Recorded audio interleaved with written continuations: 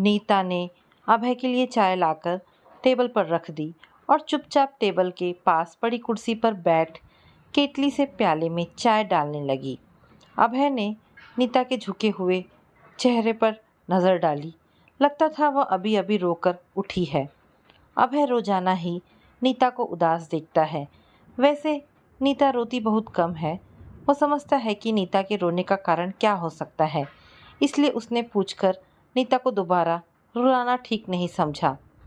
उसने कोमल स्वर में पूछा, माँ और पिताजी ने चाय पी ली?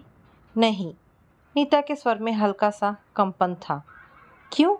माँ जी कहती हैं कि उन्हें बहुत थकावट महसूस हो रही है कि चाय पीने के लिए बैठ नहीं सकती और पिताजी को चाय नुकसान करती है। तो पिताजी को दूध दे देती। ले गई थी, लेकिन उन्होंने कहा कि दूध उन्हें पचता नहीं है। अभय चाय का कप हाथ में लेकर माता पिता के रूम की ओर जाने लगा तो नीता धीरे से बोली, पहले आप चाय पी लेते, तब तक उनकी थकान भी कुछ कम हो जाती। तुम पियो, मेरे इंतज़ार में मत बैठी रहना। माँ को चाय पिलाकर अभी आता हूँ। नीता ने चाय नहीं पी, गोद में हाथ रखे खिड़की से बाहर देखती रही। काश वह भी हवा में उड़ते बादलों की तरह स्वतंत्र और चिंता रहित होती। नीता के पिता एक अच्छे डॉक्टर थे, पर उनकी सबसे बड़ी कमज़ोरी ये थी कि वे किसी को भी दुख में नहीं देख सकते थे। जब भी कोई निर्धन बीमार उनके पास आता तो वे उससे फीस का जिक्र तक नहीं करते, बल्कि उल्टे उसे फल व दवाइयों के लिए कुछ पैसे अपने पास से दे देते थे। परिणाम ये हुआ कि वे जितना काम व मेहनत करते थे उतना धन संचित नहीं कर पाए। फिर उनकी लंबी बीमारी चली। जो थोड़ा बहुत पैसा था वह ख़त्म हो गया।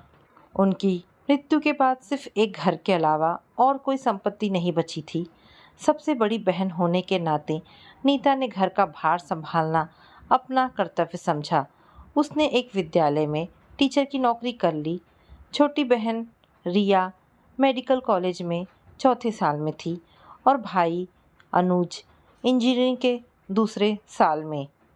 अभय ने जब नीता के सामने शादी का प्रस्ताव रखा तो उसने साफ मना कर दिया था। उसका कहना था कि जब तक रिया पढ़ाई पूरी करके कमाने लायक नहीं हो जाती तब तक वह शादी की बात सोच भी नहीं सकती।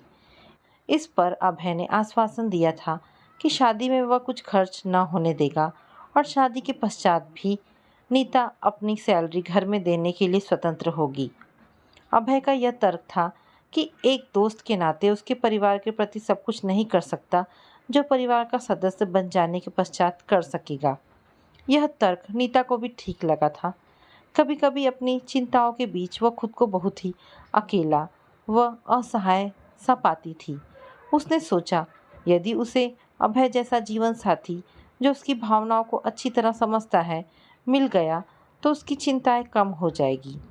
फिर भी नीता की आशंका थी कि अकेली संतान होने के कारण अभय से उसके माता पिता को बहुत सी उम्मीदें होगी और इसलिए शायद उन्हें दहेज रहित लड़की को अपनी बहू बनाने में ऐतराज हो सकता है। पर अभय ने इस बात को भी टाल दिया था। उसका कहना था कि उसके माता पिता उससे इतना अधिक प्यार करते हैं कि उसकी इच्छा के सामने वे दहेज जैसी बात पर सोचेंगे भी नहीं। अभय के पापा आलोकनाथ एक साधारण ऑफिस में क्लर्क की हैसियत से ऊपर ना उठ सके थे। अभय उनकी उम्मीदों से बहुत अधिक उन्नति कर गया था। घर के रहन सहन का स्तर भी ऊंचा उठ गया था। अभय सोचता था कि उसके माता पिता उसकी अर्जित आय से ही इतने अधिक संतुष्ट हैं कि नीता की सैलरी की ज़रूरत अनुभव नहीं करेंगे। यही उसकी भूल थी जिसे वो अब समझ पाया था। उसके माता पिता ने बेटे का विवाह बिना दहेज लिए केवल इसलिए किया था कि बहू अपनी सैलरी से वह कमी पूरी कर देगी। जब उनकी वह आशा पूरी नहीं हुई तो वे चिढ़ गए। उन्हें इस भावना ने जकड़ कर रख लिया कि उन्हें धोखा दिया गया है। अभय कमरे में पहुंचा तो उसकी माँ नीलम अपने पलंग पर लेटी हुई थी। आलोकनाथ पास ही पड़ी कुर्सी पर बैठे न्यूज़पेपर पढ़ रहे थे। अभय बोला, माँ, नीता कह रही थी कि आप बहुत थकान महसूस कर रही हैं। चाय पी लीजिए, थकान कुछ कम हो जाएगी। रहने दे बेटा, चाय के लिए मेरी तनिक भी इच्छा नहीं है। तो बताइए फिर क्या लेंगी? नीता पिताजी के लिए मौसमी का रस निकाल रही है, आपके लिए भी निकाल देगी। रहने दे, मैं रस नहीं पीऊँगी। मैं तेरी माँ हूँ, क्या मुझे अच्छा लगता है कि मैं अपने खर्चे बढ़ा बढ़ा कर तेरे ऊपर भार बन जाऊँ? क्या करूँ? उम्र से मजबूर हूँ, अब काम नहीं होता। तो फिर क्यों नहीं नीता को रोटी बनाने देती? वो तो कहती है कि सुबह आप दोनों के लिए पूरा भोजन बनाकर स्कूल जा सकती है। कैसी बातें कर रहा है अभय? 7 बजे का पका खाना 12 बजे तक बासी नहीं हो जाएगा। तूने कभी अपने पिताजी को ठंडा रोटी खाते देखा है? फिर एक ठंडी सांस लेकर माँ बोली, माँ बाप बेटे का विवाह कितने अरमानों से करते हैं कि घर में बहू आएगी, रौनक होगी, शरीर को आराम मिलेगा। फिर एक और लंबी सांस छोड़कर बोली, खैर इसमें किसी का क्या दोष, अपना अपना समय है। मनोहर जी 10 लाख रुपए नगद और एक कार देने का वादा कर रहे थे। कैसी बातें करती हो माँ? जो लड़की इतनी रकम लेकर आती वह क्या आपको जूस निकाल कर देती? कार में उसे फिल्में दिखाने और शॉपिंग कराने में ही मेरे आधा से ज़्यादा तनख्वाह ख़त्म हो जाती। ऊपर से उसके उलाहने सुनने को मिलते कि उसके मायके में तो इतने नौकर चाकर काम करते थे। और माँ, यदि मेरा विवाह अभी हुआ ही ना होता तो क्या होता? यदि नीता कुछ लाई नहीं तो वह अपने ऊपर खर्च भी तो कुछ नहीं कराती। तुमसे तो इतनी बार मैंने कहा है कि नौकर रख लो, पर तुम्हें तो नौकर के हाथ का खाना ही पसंद नहीं। अब तुम ही बताओ कि यह समस्या कैसे हल हो? नीलम के पास जो समाधान था वह उसके बिना बताए भी अभय जानता था, सो वो चुप रही। अभय ही फिर बोला, थोड़े दिन और धैर्य रखो माँ। रिया ने आखिरी साल की परीक्षा दे दी है, अब उसका खर्च तो समाप्त हो ही जाएगा। अनुज भी 1-2 सालों में योग्य हो जाएगा और उसके साथ नीता का उसका उत्तरदायित्व भी खत्म हो जाएगा और नौकरी छोड़ देगी। अरे एक बार नौकरी करके कौन छोड़ता है? फिर वह इसलिए धन जमा करती रहेगी कि बहन का विवाह करना है। अबे हंसकर बोला, इतने दूर की चिंता आप क्यों करती हैं माँ? रिया डॉक्टर बनकर स्वयं अपनी शादी के लिए ही बहुत पैसे जुटा लेगी। मुझे तो तेरी ही चिंता है, तेरे अकेले के ऊपर इतना बोझ है। मुझे तो छोड़ो, इन्हें तो फल इत्यादि मिलने ही चाहिए, नहीं तो शरीर कैसे चलेगा? तभी नीता 2 गिलासों में मौसमी का जूस लेकर कमरे में आई। अबे हंसकर बोला, देखो माँ, तुम तो केवल पिताजी की ज़रूरत की बात कह रही थी। नीता तो तुम्हारे लिए भी जूस ले आई है, अब पी लो। नीता ने इतने प्यार से निकाला है, नहीं पियोगी तो उसका दिल दुखेगा। इस प्रकार की घटनाएं अक्सर होती रहती। माँ का जितना असंतोष बढ़ता जाता, अभय का पत्नी के प्रति उतना ही मान और अनुराग। शादी के पश्चात नीता ने एक बार भी सुनाकर नहीं कहा कि अभय ने उसे जो आश्वासन दिए थे वे निराधार थे। उसने कभी यह नहीं कहा कि अभय के माता पिता की तरह उसके माता पिता ने भी उसे योग्य बनाने में उतना ही पैसा खर्चा किया था। तब क्या उसका उनके प्रति इतना भी कर्तव्य नहीं कि वह अपने भाई बहन का योग्य बनाने में सहायता करे? वह तो अपने सास ससुर को संतुष्ट करने में किसी प्रकार की कसर नहीं छोड़ती। स्कूल से आते ही घर गृहस्थी के कामों में उलझ जाती है। कभी उसने पति से कोई स्त्री सुलभ मांग नहीं की। अपने मायके से जो साड़ियाँ लाई थी अब भी उन्हें ही पहनती, पर उसके माथे पर शिकन तक नहीं आती थी। नीता ने सरलता से परिस्थितियों से समझौता कर लिया था। उसे देख अभय उससे काफ़ी प्रभावित था। यही बात वह अपने माता पिता को समझाने का प्रयत्न करता था, किंतु वे तो जैसे समझना ही नहीं चाहते थे। घर के खर्चों को लेकर घर में एक अशांत वातावरण बनाए रखते, केवल इसलिए कि वे बहू को यह बतलाना चाहते थे कि वह अपने भाई बहन के ऊपर जो रुपए खर्च करती है वह उनके अधिकार का अपहरण है। नीता स्कूल के लिए तैयार हो रही थी, उसे सास की पुकार सुनाई दी तो बाहर निकल आई। पड़ोस के 2 लड़कों ने उन्हें बताया कि आलोकनाथ जी जब अपने नियम के अनुसार सुबह की सैर के बाद घर लौट रहे थे, तभी एक बाइक वाला उन्हें धक्का देकर भाग निकला और वे सड़क पर गिरे पड़े हैं। नीता तुरंत घटनास्थल पर पहुंची। ससुर जी बेहोश पड़े थे। नीता कुछ लोगों की मदद से उन्हें उठाकर घर लाई। उसने जल्दी से रिया को फ़ोन किया। रिया ने कहा कि वे टेंशन ना ले, वो जल्द ही एम्बुलेंस लेकर आ रही है।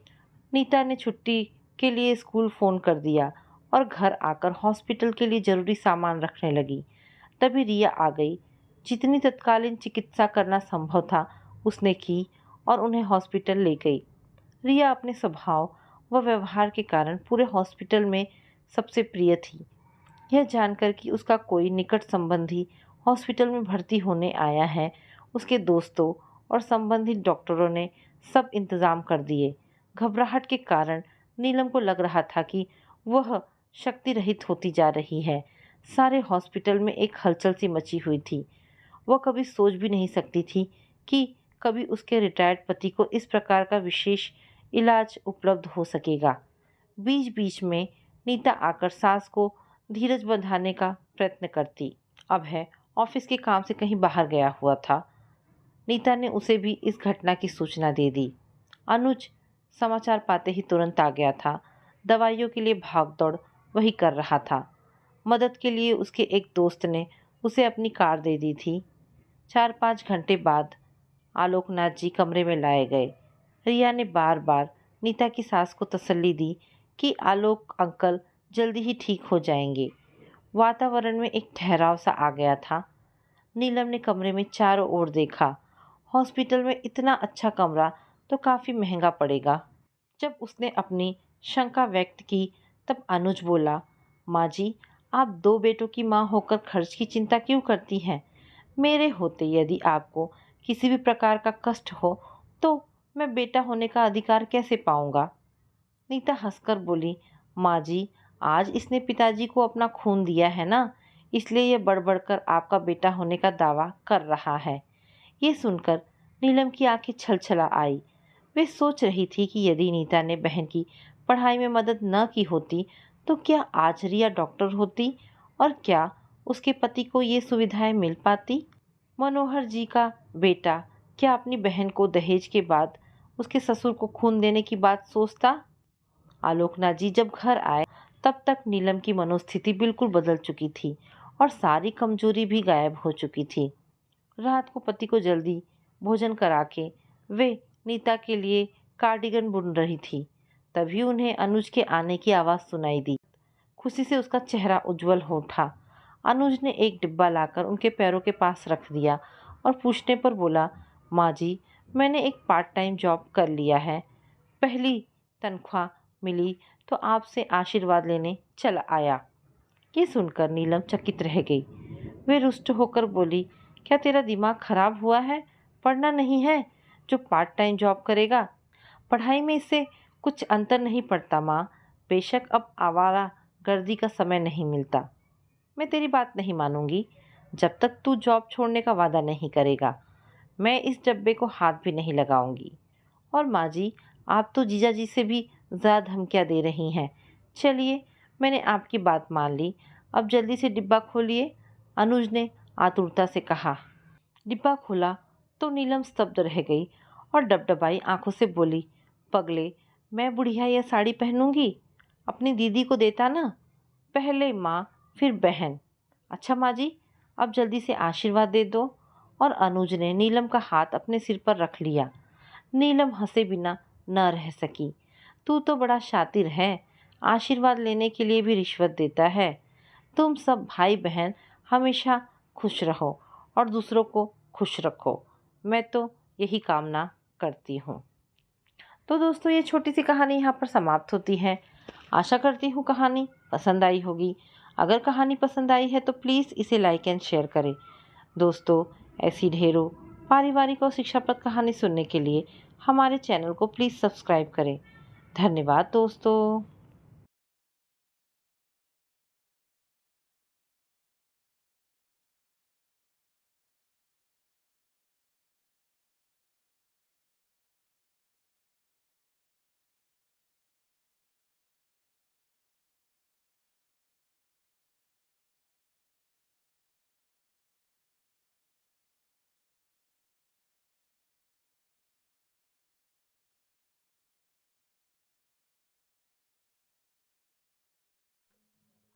शर्मा निवास में आज जोरों शोरों से तैयारियां चल रही थी।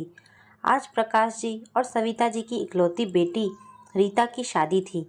रीता की शादी धूमधाम से निपट गई और रीता की विदाई हो गई। रीता की शादी के 6 महीने बाद ही सविता जी के बेटे रोहित की शादी थी।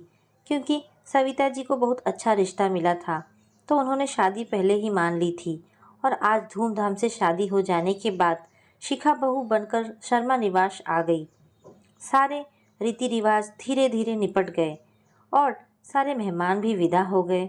शिखा एक सुंदर, सुशील और सारे गुणों से भरपूर थी। ससुराल में आते ही शिखा ने सबका दिल जीत लिया। शिखा ने सारे घर की जिम्मेदारी खुद पर ले ली। घर से लेकर बाहर तक की जिम्मेदारी, यहाँ तक कि वो सविता जी की दवाइयाँ भी खुद ख्याल से खरीद कर रख देती ताकि सासू माँ को कोई तकलीफ ना हो। सविता जी तो फूले नहीं समाती ऐसे सर्वगुण संपन्न बहू पाकर।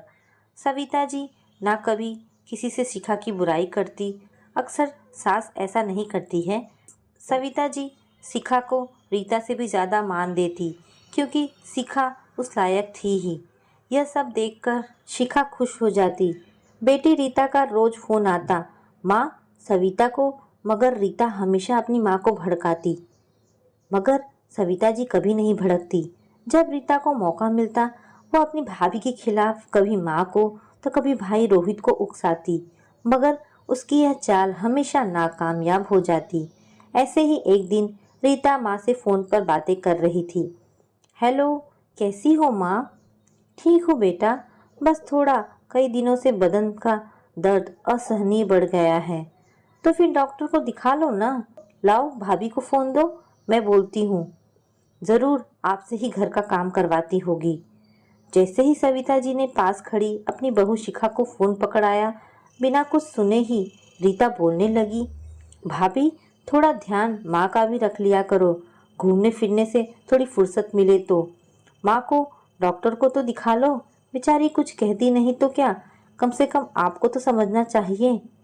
अगर आपसे नहीं दिखाया जाता तो साफ साफ बोल दो, मैं ही दिखा लाऊंगी अपनी माँ को।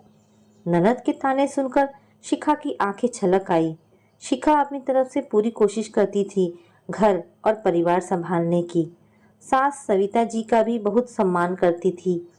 जब से इस घर में आई थी तब से देख रही थी कि सास को बदन दर्द की समस्या है। उनकी दवा भी निरंतर चल रही थी। अब हल्की ठंड आते ही कभी कभी दर्द थोड़ा बढ़ जाता है।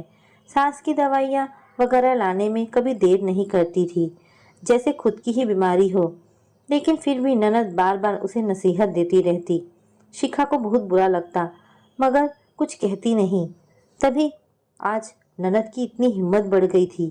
1 महीने के लिए रीता मायके आई थी, अपना मन बहलाने या कहो कि सास बहू के रिश्ते में फूट डालने। एक दिन माँ के हाथों से कंघी लेते हुए रीता कुछ दम्भ भरे स्वर में बोली, लाओ माँ, मैं तुम्हारे बाल बांध देती हूँ। सविता जी कुछ बोली नहीं, चुपचाप कंघी बेटी के हाथों में थमा दी। कुछ देर रीता इंतजार करती रही थी कि माँ कुछ कहे, कम से कम इतना तो कह ही सकती है। देखो तो बेटी आखिर बेटी होती है।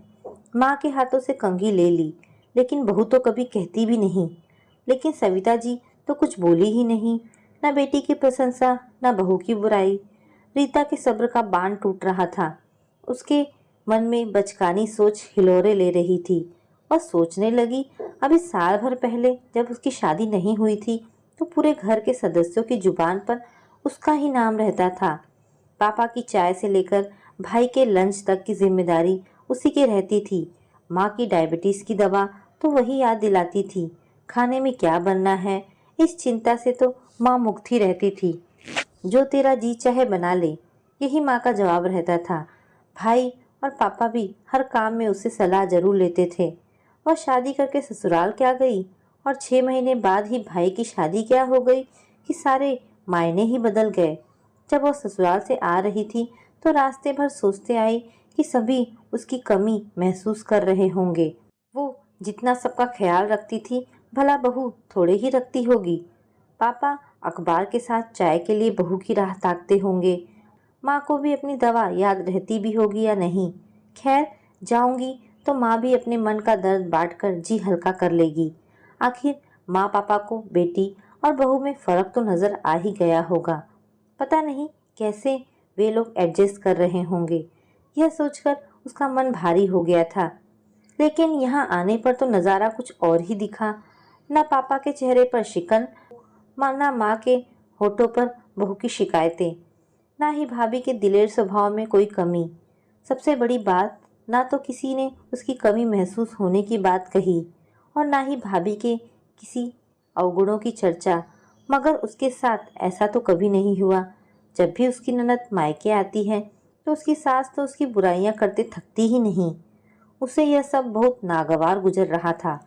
आखिर सारी दुनिया तो यही कहती है, बहू बहू होती है, बेटी बेटी होती है। कंघी करते करते इन्हीं सब बचकानी सोचों के ज्वार मन में उमड़ते घूमते आखिर लबों से बोल फूट पड़े। आखिर होठों से बोल फूट ही पड़े। देखो तो माँ, भाभी तो आपको कंघी करते देखकर भी निकल गई, लेकिन मैं आपका बाल बांधने आ गई ना। आखिर बेटी बेटी होती है और बहू बहू होती है। सविता जी उसके हाथों से कंघी लेते हुए बड़े ही सशक्त और दृढ़ स्वर में बोली, हाँ तुम सच कह रही हो बेटा, बहू बहू होती है। जब मैं बीमार पड़ती हूँ तो माथे पर पट्टी रखने बहू ही आती है। दूध का ग्लास लेकर मेरे सामने मेरी बहू ही खड़ी रहती है। तुम्हारे पापा और भाई की हर ज़रूरतों का ध्यान बहू ही रखती है। बेटी अपने घर से आकर हमारा ख्याल, हमारी सेवा नहीं करती है। अभी तुम्हारे पास कोई काम नहीं है तो तुम मेरे बाल बांधने आ गई, क्योंकि सारा काम मेरी बहू संभाल रही है। इसमें भी तुम्हें तकलीफ है तो लाओ दो कंघी, मैं अपने बाल स्वयं भी बांध सकती हूँ। माँ का जवाब सुनकर रीता हतप्रभ रह गई। वह सोचने लगी, यह कैसा मायका है, ना बेटी की प्रशंसा ना बहू की बुराई। ऐसे ही थोड़े दिनों बाद ही सविता जी की तबीयत कुछ ज़्यादा ही खराब थी। रीता को तो मौका ही मिल गया शिकायत का। माँ, मैंने कितनी बार भाभी से कहा कि माँ का ध्यान रखा करो, लेकिन इन्हें तो कुछ परवाह है ही नहीं।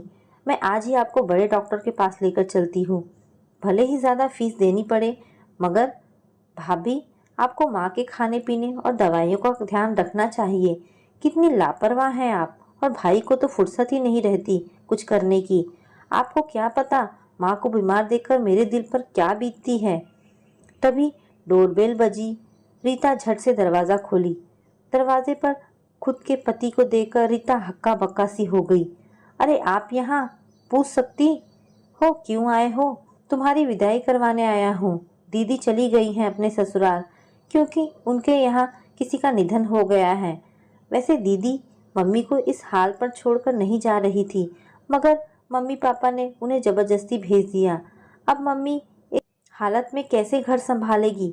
तुमसे मैंने कितनी बार कहा कि मत जाओ मायके, 2 महीने बाद चली जाना, मगर तुमने मेरी नहीं सुनी। दरअसल रीता की सास का आंखों का ऑपरेशन हुआ था, मगर रीता जानबूझकर मायके आ गई। दामाद बाबू ने उस समय जाने दिया, क्योंकि वो तमाशा नहीं चाहते थे, और उनकी बहन भी आ गई थी माँ को संभालने के लिए। रीता की बोलती बंद हो चुकी थी, उसका भांडा फूट चुका था। अभी कुछ दिनों से अपनी भाभी को अच्छी बहू बनने का हिदायत दे रही थी। सविता जी से रहा नहीं गया तो वो बोल पड़ी, रीता मुझे अफसोस है कि तुम अपनी सास के साथ ऐसा बर्ताव करती हो।